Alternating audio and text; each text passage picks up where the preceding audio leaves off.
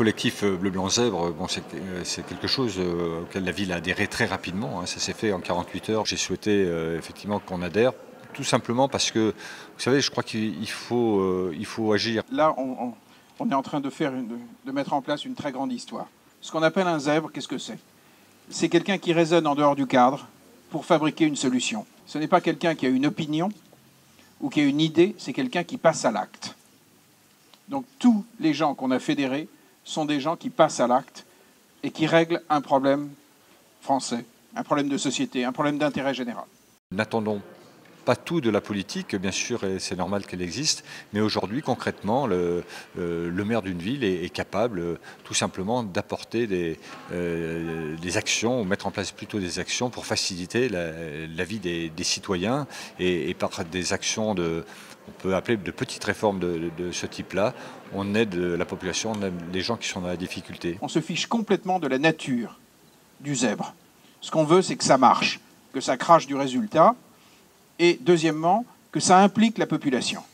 Si on reste tous spectateurs du désastre français devant nos chaînes de télé, on est cuit. Le compte nickel est quelque chose d'abord de très simple à ouvrir. Hein. Il m'a fallu tout à l'heure 10 minutes pour créer ce compte, sans demande de justificatif, de patrimoine, de tout ce qu'on demande aujourd'hui aux banques. Il faut aujourd'hui plusieurs semaines pour ouvrir un compte en banque. Le compte bancaire, après, il est utilisable comme un compte en ligne, principalement, avec beaucoup de services SMS, et il revient à grosso modo 33 € par an. Je vous rappelle que le coût moyen d'un compte bancaire enfant, c'est 192 €. Si on applique au compte nickel le profil du français moyen, le français moyen paye chez nous 33 € à la place de 192 €. Sur bleublanczeb.fr, vous avez 80 programmes comme ça.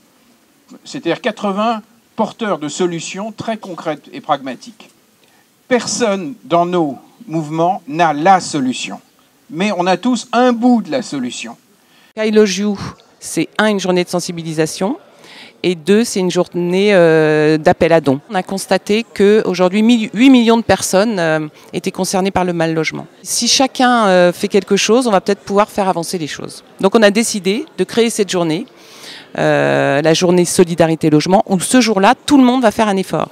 Bourges a décidé d'organiser une fête, ce qui est un peu la ligne directrice de cette journée, c'est que chacun amène sa brique à l'édifice. Donc ils ont prévu de vendre des briques au profit de la fondation et d'organiser autour de ça une fête avec des musiciens, des danseurs. J'invite toutes les berruyères, tous les berruyers et tous les gens qui seront de passage à Bourges à venir nous rejoindre, place Étienne Dolé, pour participer à cette fête contre le mal logement. On va prendre ça par le bas et je pense qu'on va faire avancer les choses. En tout cas, Bourges est un véritable exemple parce que c'est ce que j'attends des maires l'année prochaine, c'est qu'ils soient tous au rendez-vous. Donc, faisons-le, essayons de nous comporter comme un grand peuple, ce que nous sommes.